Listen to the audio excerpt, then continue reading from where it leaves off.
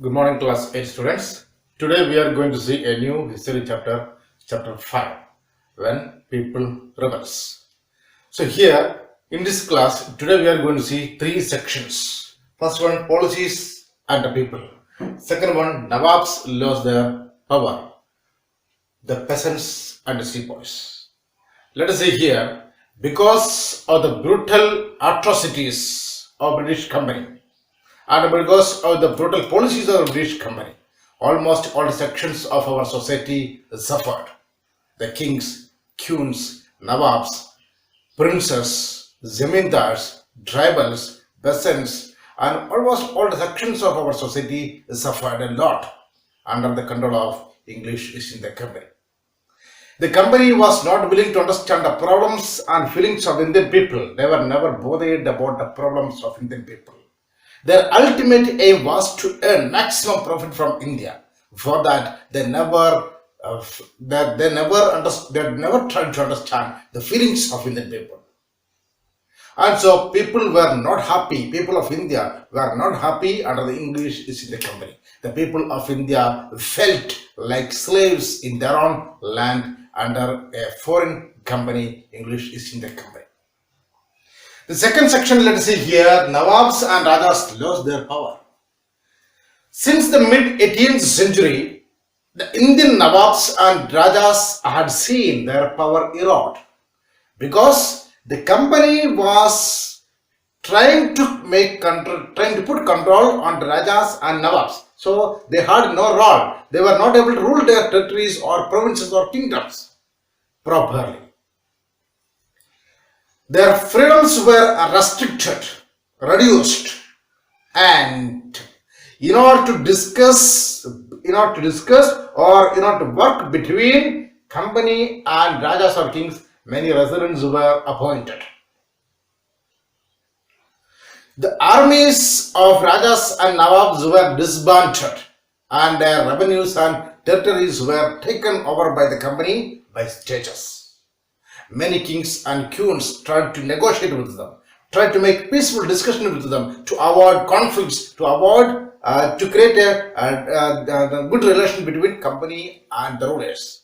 But the company was not willing to understand the demands of kings and queens. Let us see one example. Rani Lakshmi Bai of Jhansi. She requested to the company to consider her adopted son Anand Rao as the successor of her kingdom, as the next ruler of her kingdom, as the heir of her kingdom. But as per the policy of doctrine of lapse, in a kingdom, if the rulers had no real son, the kingdom would be annexed by the company, because company would have the right to annex the kingdom if the rulers had no real son. So as per that policy, in the kingdom of Jhansi, Rani Lakshmi Bai had only an adopted son as the heir. So her kingdom would be elected by the company as per the policy. She requested not to annex her kingdom to the company. But the company was not willing to accept her demands. The same way, Nana Sahib, the adopted son of Peshwa Bajirao II, also claimed that he was deserving to get the pension of his father after the death of his father. But that demand also company ignored, or company gave no attention to such kinds of demands. Company continued their policy of annexing territories one by one. Satara, Sambalpur, Jhansi, Udaipur, Nagpur, such kinds of territories they had adopted. Awadh adopted lastly by claiming that in Awadh people were suffering a lot from the ruler. That means the company claimed that, the company stated that in Awadh a misgovernment was going on, and it was the responsibility of the company to save the people from the misgovernment. And the company tried to put an end to the Mughal dynasty as well. Lord Dalhousie announced that after the death of Bahadur Shah Zafar, his family would be shifted from Radford to another place. And Lord Canning stated that Bahadur Shah Zafar would be the last Mughal king. After that, no successors of Bahadur Shah Zafar would be considered as kings. They would be considered as princes. And now let us see here the peasants and the sepoys in the countryside or the rural areas. Peasants and zamindars reacted against the policies of English East India Company because even though if they faced a bad time, they needed to pay a high tax to the company. So even though they were unable to pay the taxes, but the company compelled them to pay taxes which already imposed on them. Sometimes because of the bad harvest, these peasants and zamindars were not able to pay taxes to the company. So in such a situation, they were brutally punished by the company officials. So against such brutal atrocities and brutal policies of the company, peasants and zamindars reacted. And Indian soldiers in English army who were called as sepoys, they were also not satisfied. They also reacted against the policies of the company, because they were not satisfied with their salary, allowances and the conditions of service. In 1842, the company asked the Indian sepoys to go cross the sea and go to Burma to fight for the company in Burma. But sepoys were not willing to do that. They were ready to go through land to Burma, but they were not ready to cross the sea, because during that time in India there was a belief. Most of the people believed that if they crossed the sea, their religion and caste would be lost. So the Indian sepoys were not willing to cross the sea. And so in 1856, company made a new law. As per this new law, if any new Indian soldier joined an English company, that soldier wanted to take an agreement with the company to cross the sea and go to foreign land to fight for the company. So in the countryside, villagers or peasants faced an ill feeling towards the company, and that also supported by the sepoys, because most of the sepoys came from the rural families. So just go through the topics, the policies and the people. Nawabs lost their power, peasants and the sepoys. Now in this section or today's class, we should see three topics. Responses to reforms. A mutiny becomes a popular rebellion, and from where to Delhi. First of all, let's hear responses to reforms. British company felt that the Indian society wanted to be reformed, changed a lot. Because here in India, lots of socially evil practices existed. And they thought to change the culture, traditions, beliefs of Indian people, education also. So they made laws, many laws they made to stop the social evil practices like sati and to promote widows' remarriage. They supported English language education, promoted English language education for Indians. They welcomed or allowed Christian missionaries to come to India for social reforms. In 1850, a law made in India for making the conversion to Christianity easier. This created an ill feeling in the minds of Indian people. All these activities created an ill feeling in the minds of Indian people. Even though some activities or some actions of British company was so good for Indian people, but still majority of Indian people felt that the activities and policies of the British government were destroying the culture, traditions, customs, practices and beliefs of Indian people. And so they felt an ill feeling towards the company. Now let's see here, a mutiny becomes a popular rebellion. In any nation, if the people are not satisfied with the government, if the people feel that their rights are violated, freedoms are restricted, they are not able to do anything, and if they are always facing brutal atrocities from the government, the people of that nation would try to overthrow the government. But overthrowing will not be so easy. For overthrowing a government, people wanted to join together, they wanted to make a union, they should cooperate each other, they should discuss, they should communicate each other, and finally they should be ready to act. Then only they would be able to overthrow a government. In India, the Indian people were also facing such kinds of problems. All sections of our society were facing brutal atrocities from the British government. The people lost their freedom, they lost their rights, they were not able to do anything of themselves. Whenever they tried to sell their products, they did not get much price for their products. As per the direction of the company, they wanted to leave.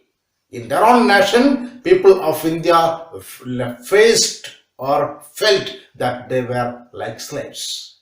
In order to create a change in Indian society, a mutiny developed in India in 1957.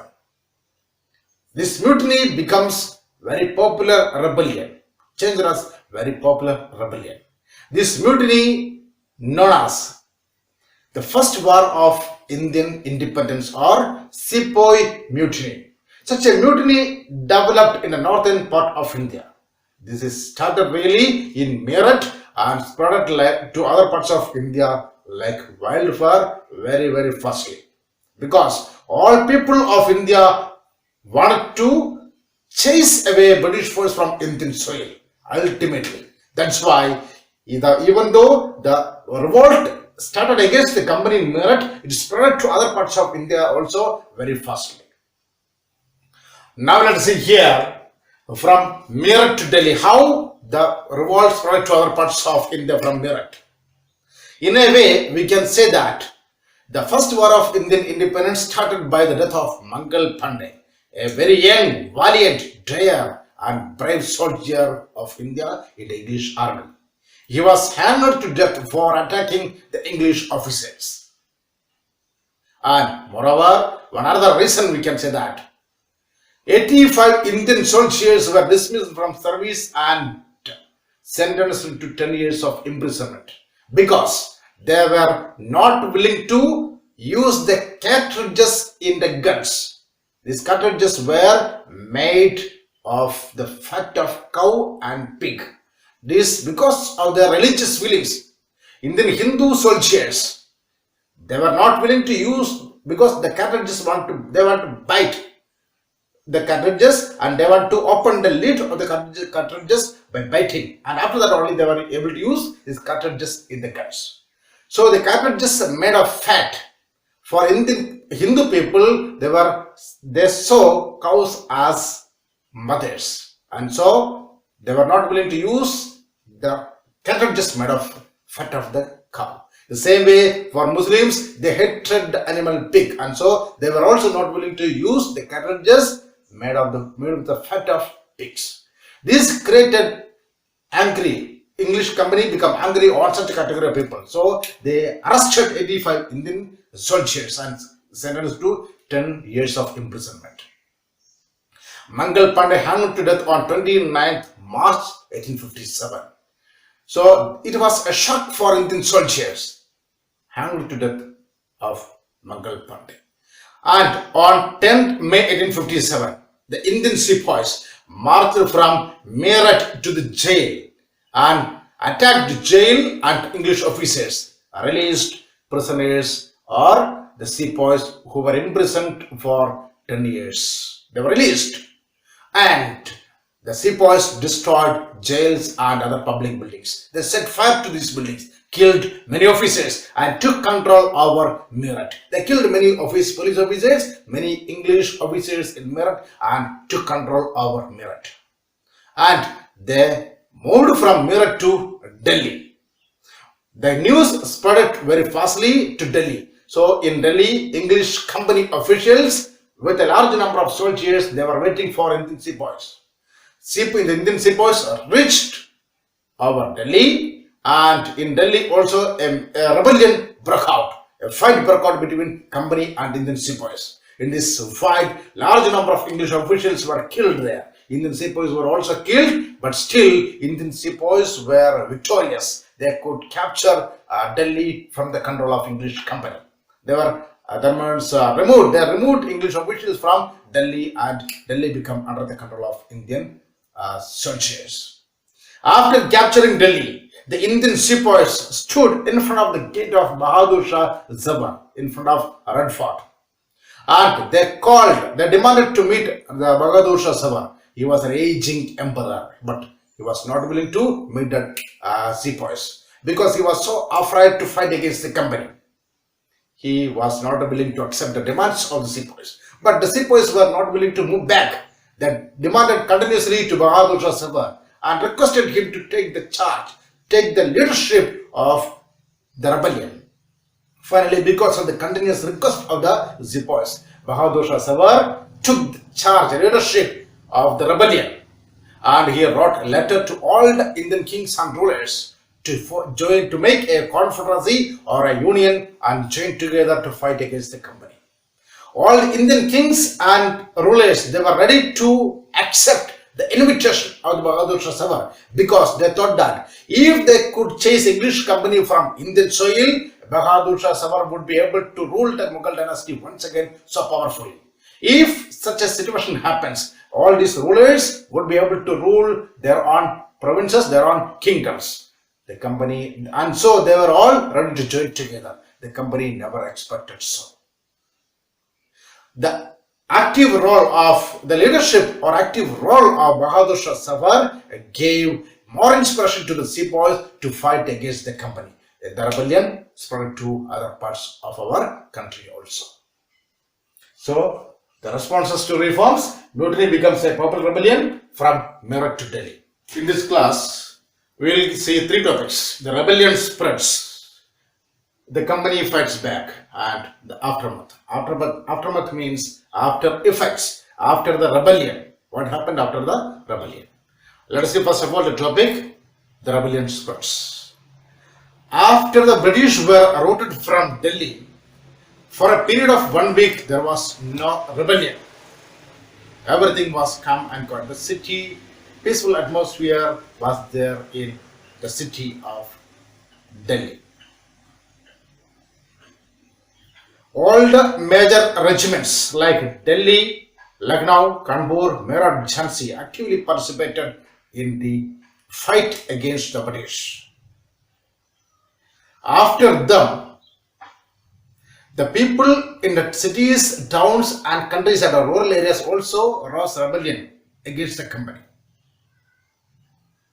In Kanpur, Nana Sahib, the adopted son of the Peshwa Bajirao II, declared himself as the next Peshwa, and he arranged armed forces and expelled company army from the city. And he declared that he would be a governor of Bahadur Shah Zafar. In Lucknow, Burjis Ghadar, the son of the deposed Nawab Wajid Ali Shah, took active fight against the company. His mother, Begum Hasrat Mughal also actively participated in the struggle to fight against the company. In Jhansi, Rani Lakshmi Bai, as a policy of doctrine of lapse, her kingdom would be lost. So, in order to protect her kingdom, in Jhansi, Rani Lakshmi Bai actively participated in the fight against the company, the rebellion, with the help of Tandiya Topi, the general of Nana Sahib. Everywhere fights started in India against the British government. The British were largely outnumbered. The British people were largely killed and they were defeated in number of battles. This gave inspiration to the Indian people to join more and more people to fight against the company. Many new leaders emerged in different regions and they organized the people to fight against the company. These leaders were Ahmadullah, a Maulavi of Faizabad; Bakht Khan, a soldier from Bareilly; Kunwar Singh, an old Zamindar of Bihar. All of these three leaders organized the people in their own regions to fight against the company. So everywhere rebellion spread. Almost all sections of Indian society actively participated to fight against the British company. So British are really worried. They really panicked. They thought that they would be killed and they would be chased from Indian societies.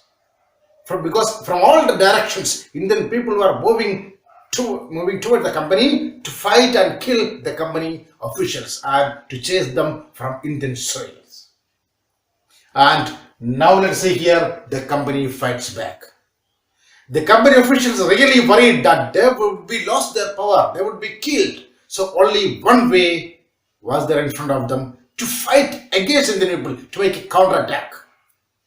For that, sufficient weapons were not there with them, sufficient number of soldiers were also not there. So they brought both soldiers and weapons from England, and they decided to fight with their maximum effort to suppress the movement of Indian people, suppress the rebellion started by the Indian people.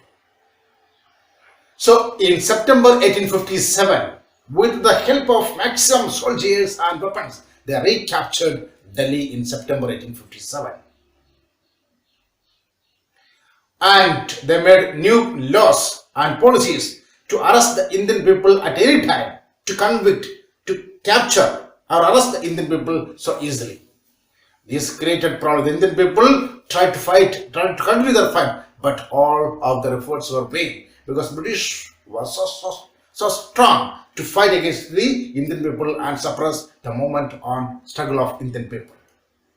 They captured Lucknow in 1858. They arrested Bahadur Shah Zafar and his wife, put both of them in prison.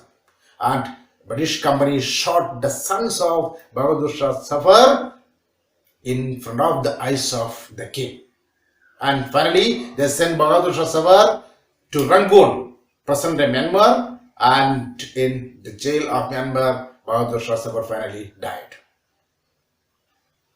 So the company captured Lucknow. Gradually, company captured one by one all the major cities. Lucknow captured in 1858. Rani Lakshmi Bai, while fighting against the company to defend her kingdom, in June 1858, she was killed. After death of Jhansi Rani Lakshmi Bai, company tried to capture Tandiya Topi, who also fought against the company along with Rani Lakshmi Bai. But Tandiya Topi ran into jungles, into the forest. So almost all the areas captured, and company took control back on Indian people and Indian cities.